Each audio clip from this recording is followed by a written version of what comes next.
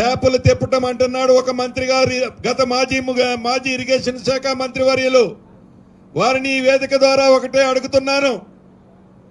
సుమారు 45,000 కోట్లు ఖర్చు పెట్టి మిషన్ భగీరథ అనే పెద్ద అద్భుతమైన కార్యక్రమాన్ని చేశామని అనేక గొప్పలు చెప్పుకున్నారయ్యా. మరి మీరు 45,000 కోట్లు మీ ప్రభుత్వంలో ఖర్చు పెడితే, మీరు దూరదృష్టి ఈ 45,000 కోట్లు ఖర్చు పెట్టేనాడు మీకు ఉండి ఉంటే, ఇప్పుడు ఇంకా మార్చిలోనే ఉన్నాం మనం. ఏప్రిల్ వచ్చి 2 రోజులైంది. ఏప్రిల్ 2వ తారీఖుకే నీటి ఎద్దడి ఎలా ఉంటే, మీరు 45,000 కోట్లు ఖర్చు పెట్టి చేసినమనుకుంటున్న మిషన్ భగీరథ ఏ రకంగా తెలంగాణ ప్రజలకి ఉపయోగపడుతుందో ఒక్కసారి మీరు ఆత్మ పరిశీలన చేసుకోవాలి. ఆ ప్రాజెక్టు కాంగ్రెస్ ప్రభుత్వం కట్టలా. మేము కట్టిన దాన్ని కట్టామని చెప్పాం. కట్టన ప్రాజెక్టుని ఏ రోజు కూడా మేము కట్టామని మీలాగా ఎచ్చులు చెప్పుకోలే, మీలాగా ఎచ్చులు మాట్లాడలే. చేసిన పనిని చేసినట్లు చెప్పుకుంది కాంగ్రెస్ ప్రభుత్వం. ఇప్పుడు కూడా చేసిన దాన్నే చెప్పుకుంటున్నాం. మీరు ఆనాడు గొప్పలు చెప్పిన మిషన్ భగీరథ ఈనాడు గ్రామీణ ప్రాంతంలో సామాన్య ప్రజలకి మంచినీరు ఇవ్వలేని దుస్థితి ఉందంటే, మీరు కట్టిన మిషన్ భగీరథలో ఏ రకమైన అవినీతి జరిగిందో, ఎన్ని వేల కోట్ల అవినీతి జరిగిందో ఇలా ఏ మారుమూల గిరిజన ప్రాంతానికి వెళ్ళినా మీరు చేసిన గొప్పతనం స్పష్టంగా ఈనాడు తెలంగాణ ప్రజలకి కనిపిస్తుంది.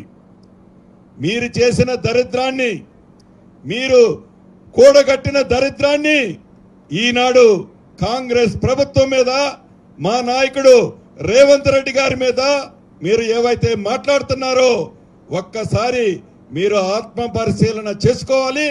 అది మీ విజ్ఞతకే వదిలేస్తున్నామని కూడా ఈ వేదిక ద్వారా వాళ్ళని ప్రశ్నిస్తున్నాను. ఇక పంటలు ఎండుతున్నాయంటున్నారు. ఏనాడైనా మీ ముఖానికి మీరు పరిపాలించిన 10 సంవత్సరాలలో ఎండిన పంటకి 1 ఎకరానికైనా 1 రూపాయి మీరు ఇచ్చారా అని ఈ వేదిక ద్వారా గత ప్రభుత్వంలో ఉన్న పెద్దలను ప్రశ్నిస్తున్నా. అన్నమో రామచంద్ర అన్న రైతన్నని ఏ రోజైనా మీరు ఆదుకున్నారా అని ఈ వేదిక ద్వారా ప్రశ్నిస్తున్నా. ఈనాడు రైతుల పంట ఎండిందని ప్రతి జిల్లాలో, ప్రతి నియోజకవర్గంలో పెద్ద ఎత్తున ఏదో ఆర్భాటంగా మీరు చేయాలని చూస్తున్నారు. ప్రతిదీ రైతన్న గమనిస్తానే ఉన్నాడు. రైతుల చాటున మీరు ఇరిగేషన్ సెక్టార్లో కానీ, లేకుంటే మార్కెటింగ్ సెక్టార్లో కానీ చిట్ట చివరికి మా యాదవన్నలకు ఇస్తున్న గొర్రెలతో సహా దోచుకున్న ప్రభుత్వం మీ ప్రభుత్వం తప్ప కాంగ్రెస్ ప్రభుత్వాన్ని కానీ, కాంగ్రెస్ లో ఉండే మా గౌరవ ముఖ్యమంత్రి రేవంత్ రెడ్డి గారిని కానీ, మిగతా మంత్రుల్ని కానీ అనే నైతిక హక్కు మీకు లేదని ఈ వేదిక ద్వారా మిమ్మల్ని మరొక్కసారి ప్రశ్నిస్తున్నా. ఈ ప్రభుత్వానికి చిత్తశుద్ధి ఉంది, ఈ ప్రభుత్వానికి ఆలోచన ఉంది, ఈ ప్రభుత్వానికి దూరదృష్టి ఉంది. ఇచ్చిన 6 గ్యారంటీలనే కాదు, ఇవ్వని అనేక సంక్షేమ కార్యక్రమాలని ఈ ప్రభుత్వం చేయటానికి చిత్తశుద్ధి చేస్తుంది. ఎన్ని అప్పులు చేసినా అప్పులు చేశారు అని కుంటి షాకు ఈ ప్రభుత్వం చూపించే ఉద్దేశం లేనే లేదు.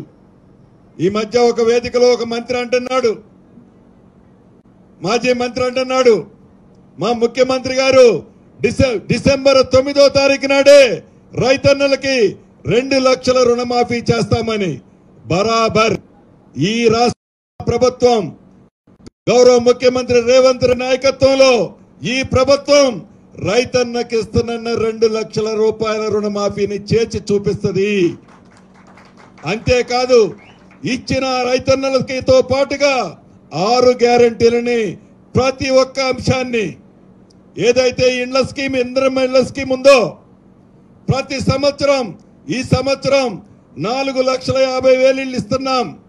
ప్రతి సంవత్సరం మళ్ళా ఎలక్షన్ వచ్చే టైం వచ్చేసరికి ఏ గ్రామానికి వెళ్ళినా రచ్చబండ దగ్గర మీటింగ్ పెట్టి ఇందిరమ్మ ఇళ్ళు కావాల్సిన వాళ్ళు ఎవరైనా ఉన్నారా చేతులు ఎత్తండి అని అడిగితే ఏ ఒక్కళ్ళు కూడా మాకు అవసరం లేదు, మా అందరికి వచ్చినాయి అని చెప్పే విధంగానే ప్రజలు ఉండే విధంగా, ప్రజలు కోరుకునే విధంగా, ప్రజలు మెచ్చుకునే విధంగా ఇందిరమ్మ లాంటి ఇళ్ల లాంటి స్కీమును కూడా ఈ ప్రభుత్వం చిత్తశుద్ధితో ఇవ్వటానికి సిద్ధంగా ఉన్నదనేది గత ప్రభుత్వంలో ఉండే పెద్దలు గమనించాలి.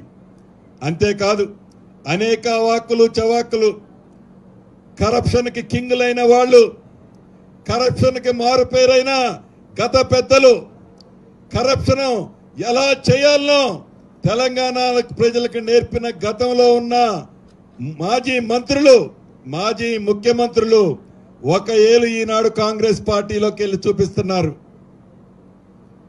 100 రోజులు పూర్తయింది మా ప్రభుత్వం వచ్చి. ఒక ఏళ్ళు 100 రోజుల్లో మాకెళ్ళి చూపిస్తే 4 ఏళ్లు 10 సంవత్సరాలు మీరు ఏం చేశారో మీరే అర్థం చేసుకోండి. కరప్షన్కి కింగులు మీరు, కాంగ్రెస్ పార్టీలో ఉండే నాయకులు కాదు. అలాంటి ఆలోచన లేదు. ప్రజల పక్షాన పోరాటం చేసే నాయకులు, ప్రజల పక్షాన నిలబడే నాయకులు, ప్రజలకి మద్దతుగా ఉండే ప్రభుత్వం ఇందిరమ్మ ప్రభుత్వం అని గమనిస్తాలని తెలుపుతూ, విమర్శ చేయటానికి ముందు 200 మంది చనిపోయినట్టు ఒక బోగస్ సంఖ్యను చూపిస్తున్నారు. మీరు చూపించమని మా రేవంత్ రెడ్డి గారు సవాల్ ఇసిరారు. 24 గంటలైంది, కనీసం ఆ విషయాన్ని స్పందించట్లేదంటే మీ యొక్క గ్లోబల్ ప్రచారం, మీ అబద్ధాలు, మీ మాయమాటలు మళ్ళీ తెలంగాణ ప్రజలని మభ్యపెట్టి పార్లమెంటు ఎన్నికల్లో లబ్ధి పొందాలి అని మీ ఆలోచన ఏదైతే ఉందో, తెలంగాణ ప్రజలు అసెంబ్లీ ఎన్నికల్లో కర్రు కాల్చి ఒకసారి ఓతబెట్టారు. మళ్ళీ ఈ పార్లమెంటు ఎన్నికల్లో 2 కర్లు కాల్చి ఓత పెట్టడానికి సిద్ధంగా ఉన్నారని తెలుపుతూ, మాట్లాడటానికి ముందు, మాటకి ముందు వెనక ఒక్కసారి ఆలోచించండి. ఫోన్ ట్యాపింగ్, ఈ ఫోన్ ట్యాపింగ్ మీద ఈనాడు ముఖ్యమంత్రి రేవంత్ రెడ్డి గారు చెప్పారు. ఈనాడు యావత్ తెలంగాణ ప్రజలు దాన్ని ప్రతి అంశాన్ని గమనిస్తున్నారు. ఈ వేదిక మీద ఉన్న మా అందరి ఫోన్లు ఆనాడు ట్యాపింగ్ చేశారు. మా అందరి ఫోన్లే కాదు, నా దగ్గర పనిచేసే డ్రైవర్ల కింద ఉండే వాళ్ళ నెంబర్లు కూడా ట్యాప్ చేశారు. చేసి ఒక్క మాదే కాదు, ప్రజలందరూ సీక్రెట్ అనుకునే ప్రతి దాన్ని దోచుకున్నారు. మీరు దోచుకొని దాంట్లో ఆర్థిక లబ్ధి ఎలా పొందాలనో, రాజకీయ లబ్ధి ఎలా పొందాలనో మీరు చేశారు. కాంగ్రెస్ ప్రభుత్వం అంటే అలా కాదు, ఇందిరమ్మ రాజ్యం అంటే అలా కాదు. మాట్లాడటానికి ముందు, కరువుకి కాంగ్రెస్ కి అంటగట్టడానికి ముందు మీరు 10 సంవత్సరాలలో ఎలగబెట్టింది ఏంటో ఒక్కసారి ఆత్మ పరిశీలన చేసుకోవాలని తెలుపుతూ, ఈ సభ ఏదైతే ఉందో తెలంగాణ జనజాతర 6వ తారీఖు 4 గంటలకు జరిగే ఈ సభ యావత్ తెలంగాణ ప్రజలు, కాంగ్రెస్ ని దీవించిన వాళ్ళు, దీవించాలి అనుకునే వాళ్ళు లక్షలాది మందిగా వచ్చి ఈ సభను జయప్రదం చేయాలని ఈ వేదిక ద్వారా కోరుకుంటూ సెలవు తీసుకుంటున్నాను. Thank you very much.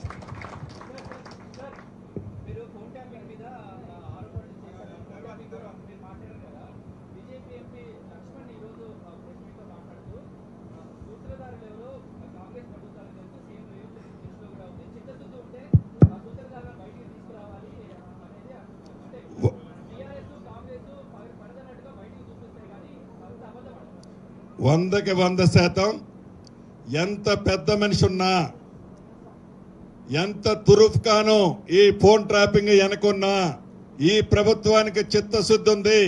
తప్పకుండా తప్పు చేసిన వాడిని ప్రతి వాడిని శిక్షిస్తుంది ముఖ్యమంత్రి రేవంత్ రెడ్డి గారి నాయకత్వంలోని ఈ ప్రభుత్వం.